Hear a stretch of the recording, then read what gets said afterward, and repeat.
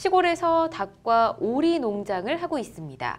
몇 달 전부터 닭과 오리가 주기적으로 몇 마리씩 없어지고 폐사를 당해 CCTV를 돌려보던 중 마을에 떠돌아다니는 들개가 범인임을 알게 됐는데요. 화가 난 아버지가 약이 든 고기를 뿌려 들개를 잡겠다고 하십니다. 아무리 주인이 없다지만 들개를 마음대로 잡아도 되는 건가요? 라고 보내주셨네요. 피해를 입으셨는데 그 피해를 입게 된 해당하는 게 들개였네요. 지금 떠돌이 개가 피해를 주고 있는 상황인데 함부로 잡거나 좀 사살을 해도 될까요? 주인이 없는데 이래도 되나 궁금해 하시는데요. 네, 이 들개라고 하면은 애완견이 네. 만약에 버려져서 산에서 오랫동안 생활하게 되면 야생성이 생겨서 공격적으로 바뀌는 들개라고 하더라고요. 예. 이 들개라고 하더라도 유기견으로 분류돼서 처벌받을 수 있어요. 아, 그렇군요. 동물보호법에 보시면 네. 그 잃어버린 동물이라든지 버린 동물을 판매 목적으로 포획하거나 죽이는 경우에는 2년 이하의 징역 2천만 원 이하의 벌금에 처하도록 되어 있습니다. 예, 그렇군요. 네. 좀 처벌도 세네요. 예, 셉니다. 그렇군요. 근데 저희가 보면 멧돼지 이야기를 좀 하죠, 보통. 멧돼지 같은 경우는 민가에 내려와서 피해를 주게 되면 사살이 가능하다 이렇게 들었던 것 같은데 들개가 안 되는 이유가 따로 있을까요? 예, 실제로 농약을 묻힌 고기로 그 유기견을 유인을 한 다음에 그 유인된 유기견을 죽인 일당이 경찰에 붙잡힌 적도 있었습니다. 아, 그래요? 예, 이때 동물보호법 위반과 특수혈도 혐의로 입건이 되었는데요. 예. 멧돼지는 사살이 가능하지만 들개는 안 된다. 이 부분은 바로 이제 박 변호사님도 말씀 주셨지만 동물보호법에 적용을 받느냐 아니냐라고 보셔야 될 것 같습니다. 들개 같은 경우에는 동물보호법상 보호 대상에 해당하기 때문에 사살은 안 되고요. 생포만 가능합니다. 따라서 포획 틀과 마취총을 이용해서 생포하는 방향으로 가셔야 됩니다. 그렇군요. 잘 알겠습니다.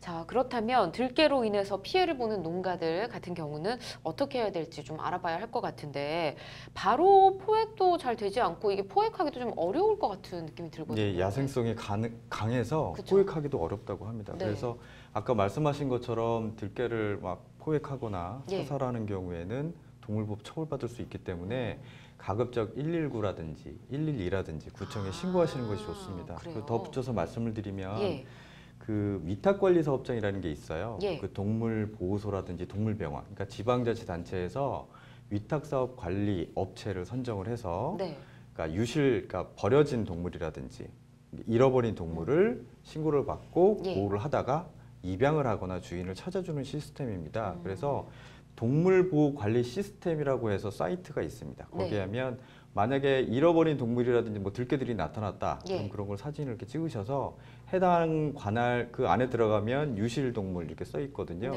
그 사이트에 들어가면 그 해 있는 관할 구역에 동물보호소가 나옵니다. 거기에 좀 신고를 해주시면 오히려 더 편하실 것 같아요. 그렇군요.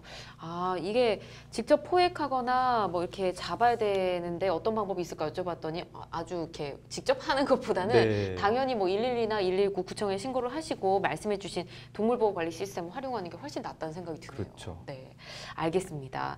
그리고 들개로 인한 피해와 주민들의 불안감이 커지다 보니까 이 서울시 등 지자체들이 들개를 야생화된 동물로 지정해 달라 이렇게 환경부에 요청을 했다고 하거든요.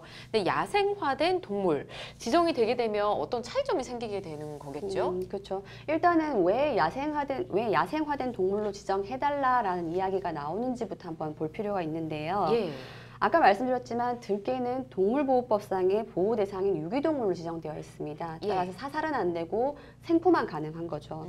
생포 때 주로 쓰는 게 포획 틀이라든지 마취총인데 사실 경계심이 많은 들개들이 이 포획 틀이나 마취총에 잘 안 된다고 합니다. 마취총도 유효 사정 거리가 굉장히 짧은 문제가 있고 포획 틀을 설치해놔도 잘 안 오고 경계심이 많다 보니까 잘 안 오고 하다 보니까 생포가 점점 어려워지는 거죠.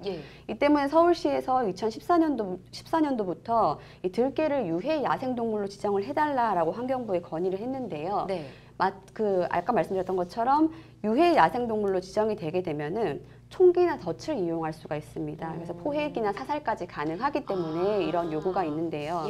구체적으로 법률로 보면은 야생생물 보호 및 관리에 관한 법률에 있습니다. 여기에서는 만약에 버려지거나 달아나서 야생화된 동물이 점점 생태계를 교란시키는 정도에 이르렀다라고 하면은 환경부 장관이 고시로서 야생화된 동물로 지정을 할 수가 있습니다. 그럼 지정을 하게 되면은 그로 인해서 포획된 동물로 인해서 생태계가 교란된다고 하면은 그 동물을 포획하거나 적절한 조치를 취할 수 있도록 하게 됩니다. 따라서 사람들은 생포가 아니라 이제 사살을 하고 싶으니까 점점 야생화된 동물로 지정을 해달라라고 요구를 많이 하는데 동물보호단체에서는 좀 점점 안 하는 거죠. 그러니까 반려견을 키우겠다고 해서 버리는 것도 한편으로 그렇게 했으면서 한편으로는 또 죽이는 것도 말이 안 된다라고 해서 동물보호단체에서는 좀 반발이 좀 심한 편입니다. 그렇군요. 2014년부터 얘기를 했으면 한 5년 정도 된 건데도 그렇죠. 아직 받아주지 않고 있는.